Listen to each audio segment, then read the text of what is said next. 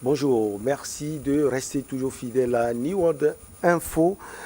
C'est l'heure de décryptage. Nous allons parler du Rwanda et de la RDC. Tension, le président de l'Union africaine, Macky Sall, appelle au calme. Nous recevons l'éditorialiste Mamadou Diouf. Bonjour Mamadou Diouf, vous allez bien? Bonjour Michel. Le chef de l'État sénégalais Macky Sall, président en exercice de l'Union africaine, s'est dit dimanche 29 mai gravement préoccupé par la montée de la tension entre le Rwanda et la République démocratique du Congo. Je suis gravement préoccupé par la montée de la tension entre le Rwanda et la RDC, a déclaré donc le président de la République. Mamadou, on va replacer les choses dans leur contexte. Qu'est-ce qui se passe actuellement entre le Rwanda et la République démocratique du Congo? En fait, ce qui se passe, c'est qu'il y a un mouvement qu'on appelle le M23 qui a été effectivement soutenu pendant un temps par le Rwanda, qui est en train aujourd'hui de reprendre ses actions sur le plan militaire. Alors que depuis quelque temps, on parlait plutôt des ADF, qui sont d'origine de l'Ouganda, qui, dans cette zone, créaient des problèmes. Il faut peut-être rappeler que dans la zone, vous avez plus d'une centaine de groupes armés. C'est pour montrer comment la situation est compliquée. Ce même M23 avait été vaincu à un certain moment avec l'aide de la MONUSCO, puisqu'ils avaient attaqué les populations, ils avaient pris des villes, on avait montré à la télévision même les populations en train de fuir. C'était un peu trop, la MONUSCO était intervenue pour arrêter le M23. Ce même M23 a signé également à 2 reprises des accords avec la RDC où ils se sont entendus, il fallait intégrer les soldats du M23 au niveau de l'armée, ce qui a été fait dans un premier temps, mais ils ont considéré qu'on en a fait des soldats de seconde zone.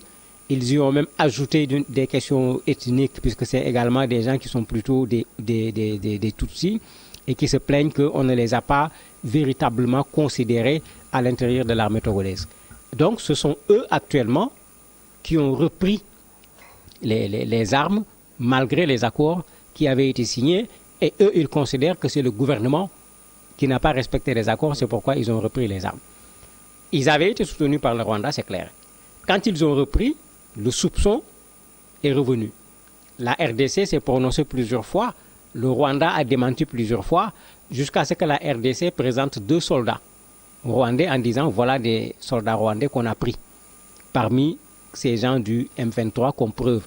Le Rwanda a continué à nier, mais ce qui est malheureux, c'est qu'actuellement, au lieu d'aller vers une sorte d'apaisement, une sorte de discussion sur le plan diplomatique, on commence à voir des mesures qui font que la crise est en train effectivement de s'envenimer, et le président sénégalais a raison de s'inquiéter, puisque la RDC a demandé à Rwanda Airlines de ne plus venir dans son pays. Ils ont appelé également l'ambassadeur du Rwanda au niveau de la RDC pour lui montrer qu'ils ne sont pas d'accord avec ce qui est en train d'être fait.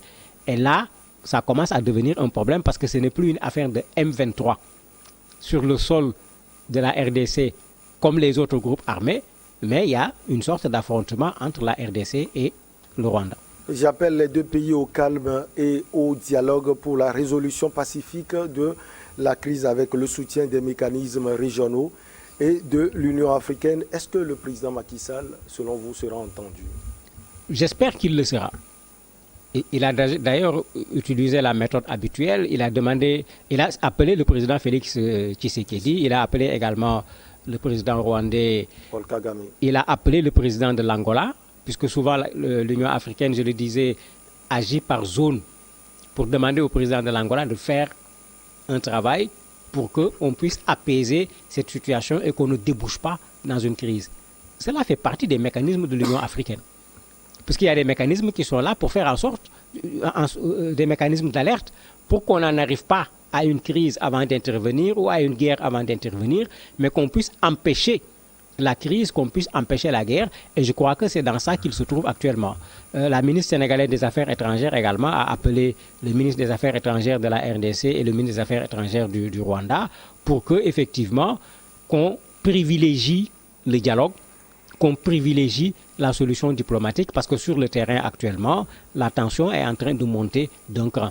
Mais j'espère qu'il sera entendu et j'espère qu'il ne s'arrêtera pas à appeler les gens au téléphone. S'il y a lieu, il faut qu'il se déplace, qu'il aille dans les deux pays pour faire en sorte que cette RDC où il y a déjà une centaine de groupes armés avec qui il y a énormément de problèmes, qu'on ne se retrouve pas en situation de conflit encore avec le Rwanda, puisque ça ne sera pas la première fois que l'on voit une telle situation. Vous avez parlé tout à l'heure du rôle que le Rwanda peut jouer. Justement, quel rôle le président Joao Lorenzo peut jouer véritablement au niveau des deux présidents, Félix-Antoine Tshisekedi et Paul Kagame?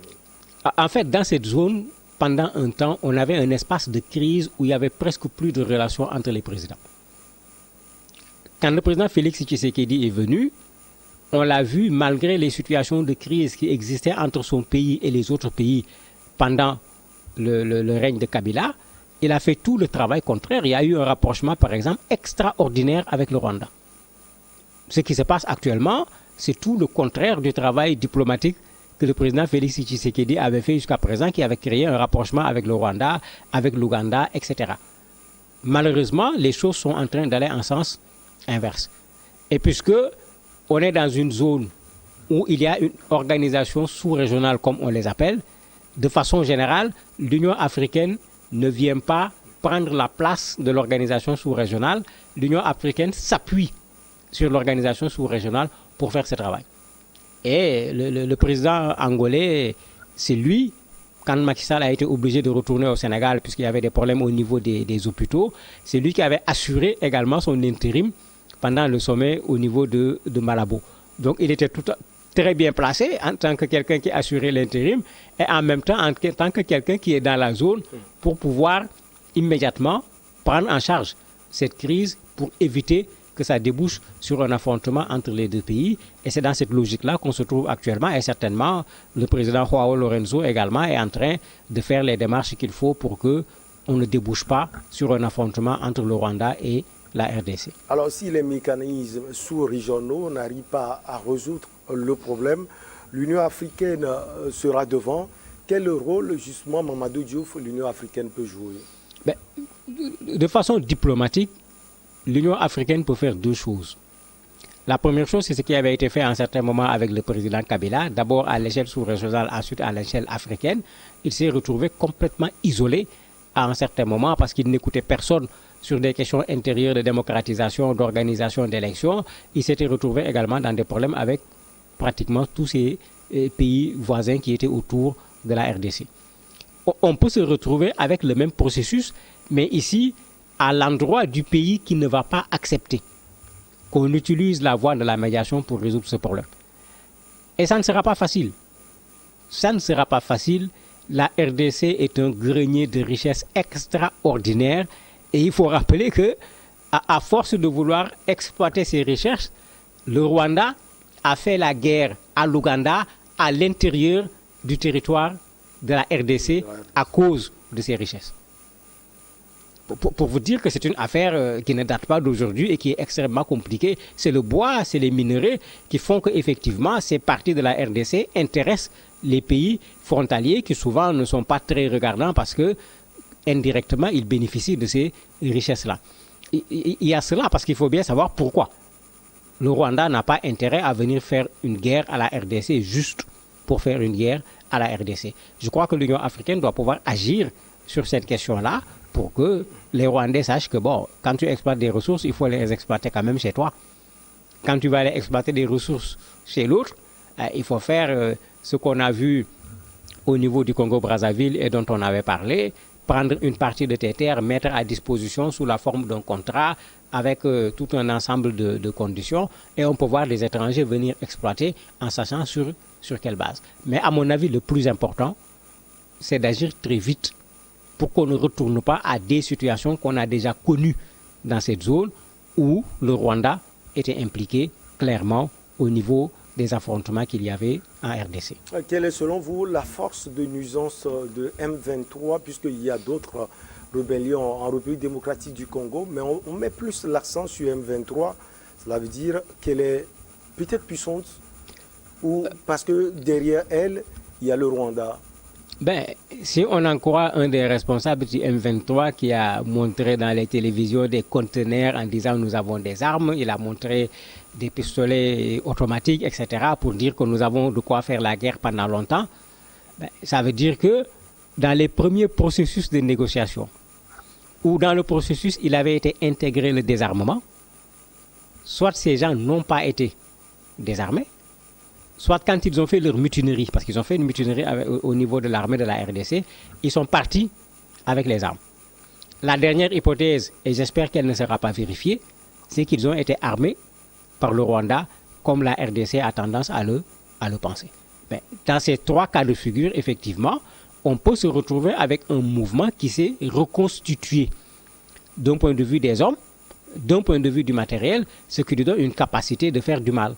Rappelez-vous l'avion de la MONUSCO qui avait été abattu.